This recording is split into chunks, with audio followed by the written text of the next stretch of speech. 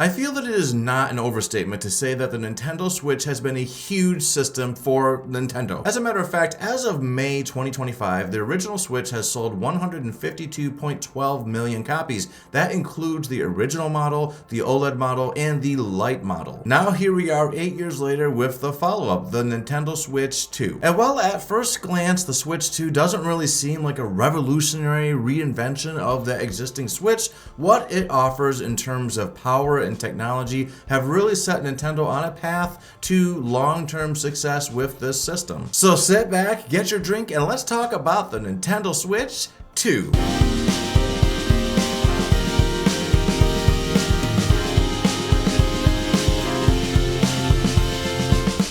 I am not gonna lie and act like I was constantly glued to my original Nintendo Switch system because frankly it's just not true. The type of games that I mostly enjoy playing are the games that I find on the PlayStation. I just like a bit more seriousness. And even though some of those types of games that I enjoy playing have started being brought over to the Nintendo system, I still prefer to play them on my PlayStation because the power.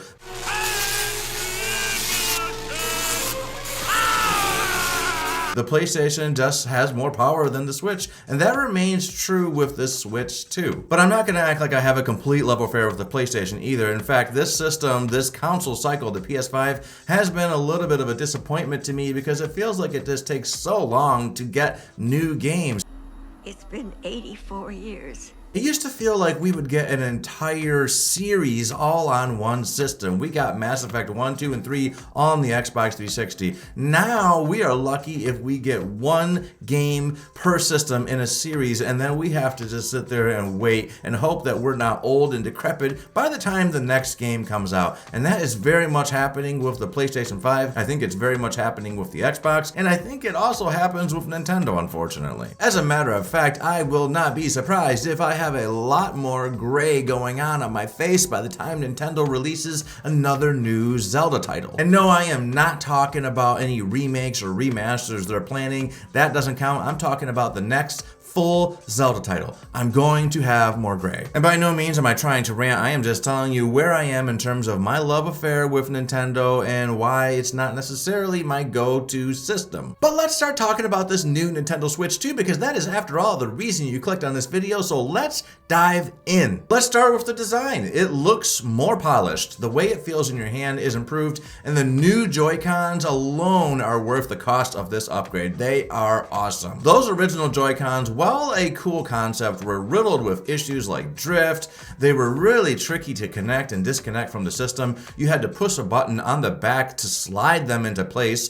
The new Joy-Cons come off and on so easily thanks to the magnets that they have attached to them. You just click them right in. When you're ready to release them, you press this button and pop them right out. It is a game changer. And gone are the days of accidentally sliding that little top onto your Joy-Con in the wrong direction, because a lot of people, my niece's nephews for sure, struggled with making that thing line up correctly, and then I would end up having to unjam the little top because it got stuck onto the track of the Joy-Con controller. That's not going to happen now that we have magnets. In terms of what it's like for handheld play, I think that gamers are going to be really excited to see that the screen on the Switch 2 is bigger. This is very much a bigger system than its predecessor. I didn't really realize it was going to be so much bigger until I set them down next to each other and I was like, wow, okay, that is bigger. That's gonna be great. It's gonna be more immersive. You're gonna feel more enthralled. But I do think it's probably gonna be a little bit harder when I'm laying in bed playing this thing because it's bigger. So when I'm laying there and I'm going up like this, yeah, I could accidentally drop it on my face because it's gonna weigh more. But mostly my Nintendo Switch 2 is going to be staying docked to my LG 77-inch OLED, which is why to me, it's not really a big deal that the Switch does not come with an OLED screen. My TV is already an OLED. But we all know that that OLED screen is coming. It seems to be common practice nowadays to have a mid-cycle refresh. I don't like it. I think it's kind of greedy, but that is capitalism. So make no mistake, that OLED version of the Switch 2 is coming probably in a couple years. If you really want that screen, you might as well hold off for that. As of right now, the Nintendo Switch 2 does not have a very impressive lineup for games, but we all know the crown jewel of this launch is Mario Kart World, and let me just say, It is great fun. I am having a lot of fun with this game. I love the new controls. I love these new courses. It just has a lot of quality of life improvements that really pushes it ahead of Mario Kart 8. And Mario Kart 8 was already a fantastic game. It was a game that we had for almost 10 years, or maybe 10 years. They really milked the hell out of that game. I'm so glad that we have this new game, Mario Kart World. It seems like it is worth the wait and worth the hype so far. But I'm not going to get too focused about Mario Kart World. I'm going to review that in a separate video. So let's continue talking about this actual system. The Switch 2 also launched with a brand new Pro Controller. It's sold separately and it is pretty pricey as always, but man, this controller manages to improve on the already fantastic Pro Controller that the Switch had. I love the way this new Pro Controller feels in my hands. It feels more polished. It's easier to hold on to, and it does have a couple of new buttons on the backside.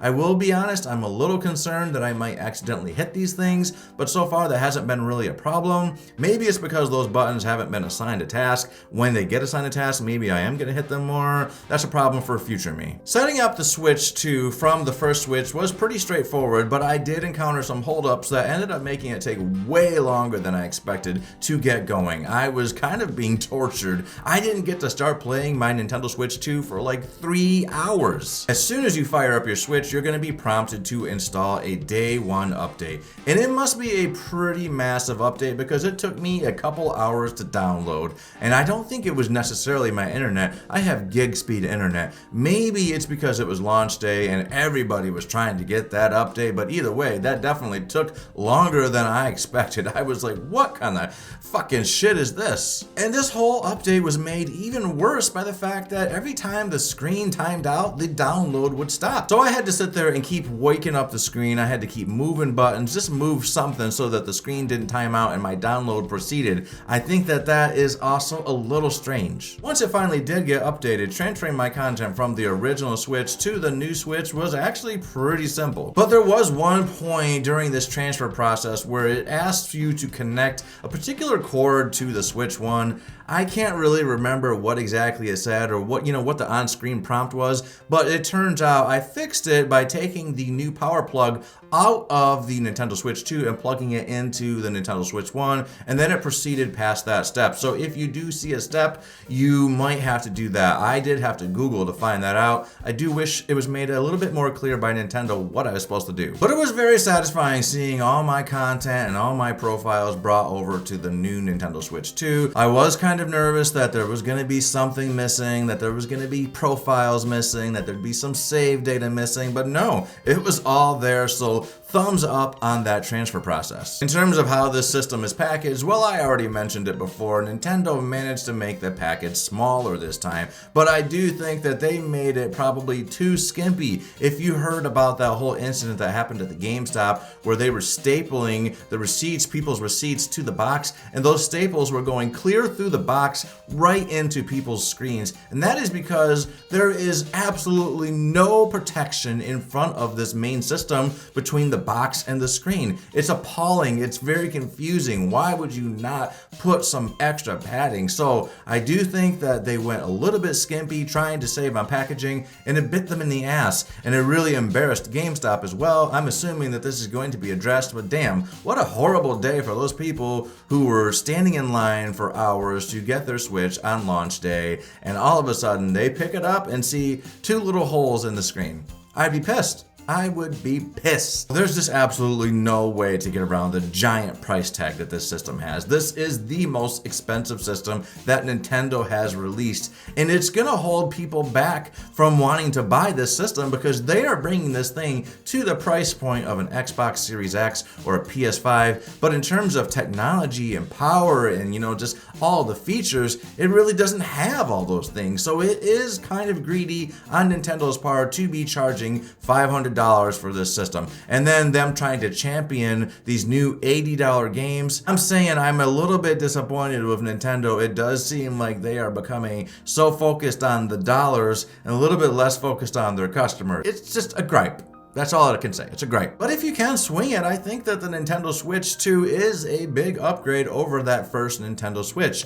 It's not a night and day difference. You're not going to feel like, oh my God, this is the future. But you're going to be really happy with the upgrades that you have. You're going to love the way this thing looks. You're going to love these new Joy-Cons. It has so much going for it, including the new chat button that has been added to the controllers, which is going to make it a breeze so that you can chat with your friends. And they even are selling a camera so that you can share your your image with people, and people can also see your screen. You can see other people's screens, you can share your screen. So they are really going for that interconnected gameplay experience because they know that people really enjoy playing with their friends. They know that this is very much a social system. That is one thing that I can definitely say for sure excels with Nintendo, is that they have made their systems so that they are great for social activities. I mean, nobody is really having a parties per se for the PlayStation. There's just not games that really compel you to